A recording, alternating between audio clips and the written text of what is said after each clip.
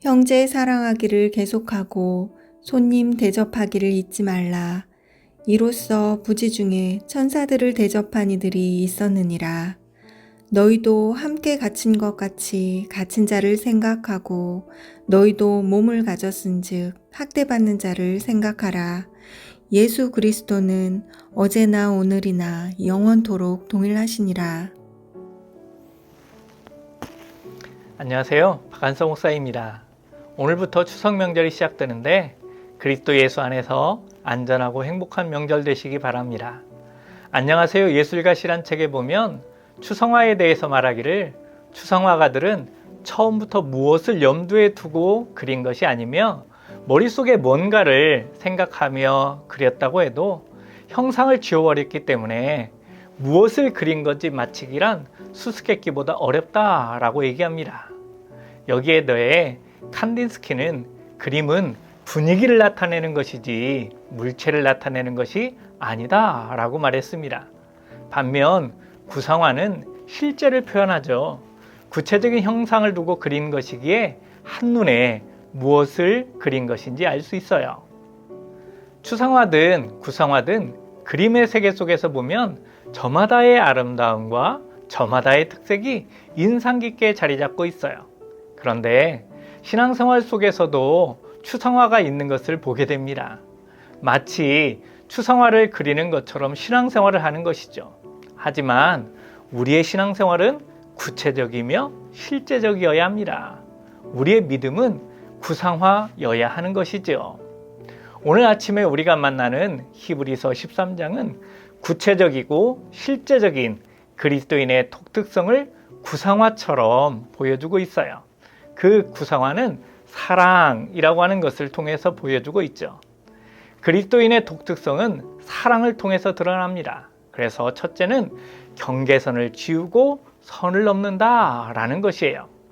오늘 말씀은 형제 사랑하기를 계속하고 라고 말하죠.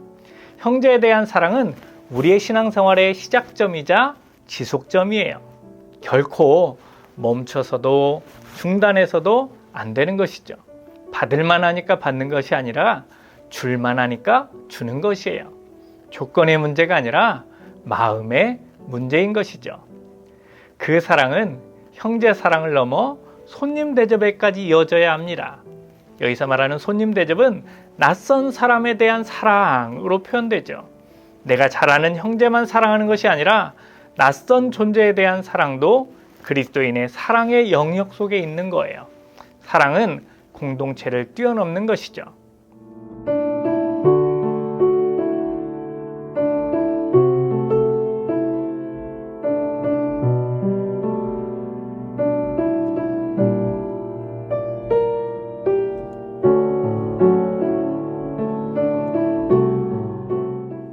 아브라함은 99세 때 소망이 절망으로 이어지는 그 깊은 밤을 지내던 시점에서도 자기가 거주하는 동네에 온 사람들을 주님처럼 섬겼어요. 그가 고운 가루로 빵을 만들고 짐승떼에 달려가 최상급의 송아지를 잡아 요리하고 그들의 발을 씻기고 그늘에서 쉬게 하였죠. 어찌 보면 과할이 많지 사랑의 섬김을 행한 것이죠. 이 장면을 보고 찰스 스윈돌은 아브라함에서 이렇게 말합니다. 당신이 만난 어떤 사람은 천사일 수도 있다는 사실을 명심하라. 묻지 마라. 당신이 하나님을 믿고 하나님의 책에 기록된 내용을 믿는다면 이 사실을 진지하게 받아들여야 된다. 라고 말이죠. 형제 사랑, 나그네 사랑을 넘어 오지랖의 사랑도 등장하고 있어요. 바로 학대받는 자, 고통 가운데 있는 자, 갇혀있는 자들까지도 긍휼히 여기고 품어주는 사랑이에요. 오늘날의 강대강의 이념 대립 속에서는 상대방이 모욕을 당하고 망하고 무너지는 것을 보는 데서 쾌감과 성취감을 느끼며 살아갑니다. 안타깝게도 그리스도인들도 마찬가지인 것 같아요. 그러나 그리스도인의 사랑은 오지랖퍼의 사랑이어야 합니다. 경계선을 지우고 선을 넘어야 되는 것이죠. 또한 그리스도인의 사랑은 사랑하지 않는 것을 통해서도 드러나야 합니다. 그것이 두 번째, 경계선을 그리고 선을 지킨다라는 것이에요.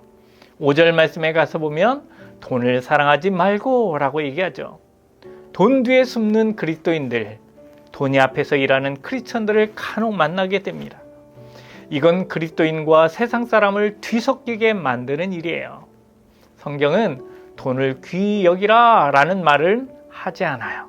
대신 결혼을 귀히 여기라 라고 말하죠.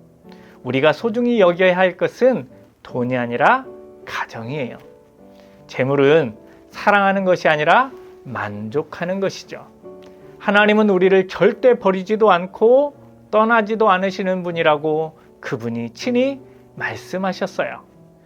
그렇습니다. 내가 위기라고 생각될 때 분명히 가져야 될 것은 하나님에 대한 절대 신앙, 절대 믿음이에요. 그래서 믿음의 선배들은 늘 이렇게 1절과 2절로 찬양했어요. 1절, 우리 영혼이 여호와를 바라며 그는 우리의 도움과 방패시로다. 2절, 내가 하나님을 의지하고 그 말씀을 찬송하올지라. 내가 하나님을 의지하였은즉 두려워하지 아니하리니 혈육을 가진 사람이 내게 어찌하리까. 하나님의 약속은 결단코 우리를 버리지 않고 떠나지 않는다는 거예요. 하나님은 자신의 약속에 반드시 책임을 지시겠다라는 말씀이죠. 5절, 내가 결코 너희를 버리지 아니하고 너희를 떠나지 아니하리라 하셨느니라. 하나님을 신뢰하고 의지하면 돈을 귀히 여기지 않아도 될 수 있을 정도로 하나님께서 도와주신다는 거예요. 우리가 할 일은 믿음의 선배들을 본받는 것이죠. 7절은 말합니다. 하나님의 말씀을 너희에게 일러주고 너희를 인도하던 자들을 생각하며 그들의 행실의 결말을 주의하여 보고 그들의 믿음을 본받으라. 믿음의 선배들과 함께 하셨고 그들을 위로하시고 그들을 붙드셨던 주님은 오늘날도 여전히 우리의 주님이시며 우리를 위로하시고 우리를 붙들어 주세요. 주님의 사랑은 십자가를 통해 우리에게 분명하게 보여졌어요. 오늘 하루도 십자가를 바라보며 날 사랑하신 그 말씀이 기록된 성경을 바라보며 우리의 삶을 사랑으로 멋지게 그려나가기를 소망합니다. 기도하겠습니다. 하나님 아버지 감사드립니다. 우리를 사랑하시기에 우리를 향한 사랑을 제한하지 않으시고 자신의 모든 것을 친히 내어주셔서 감사드립니다. 주님의 그 넘치는 사랑을 받은 자로서 우리도 형제 자매를 넘어 오지라퍼의 사랑으로 섬기게 하옵소서. 또한 물질 앞에 혼탁한 세상 속에서 믿음의 경계선을 그리고 선을 지키며 가정을 지키고 주신 것에 만족하며 하나님의 은혜를 소망하는 그리스도인으로 살아가게 하옵소서. 명절이 시작됩니다. 오가는 모든 꿈의 가족들 안전하게 지켜주시고 꿈의 가족들이 가는 모든 곳에 사랑이 넘치게 하옵소서. 예수 그리스도의 이름으로 기도드립니다. 아멘. 하늘에 계신 아버지 그 크신 사랑은 가득 차고도 넘쳐 이곳에 흘러내리네. 우리는 그 사랑을 받아 조심스레 이어가네. 당신의 나라에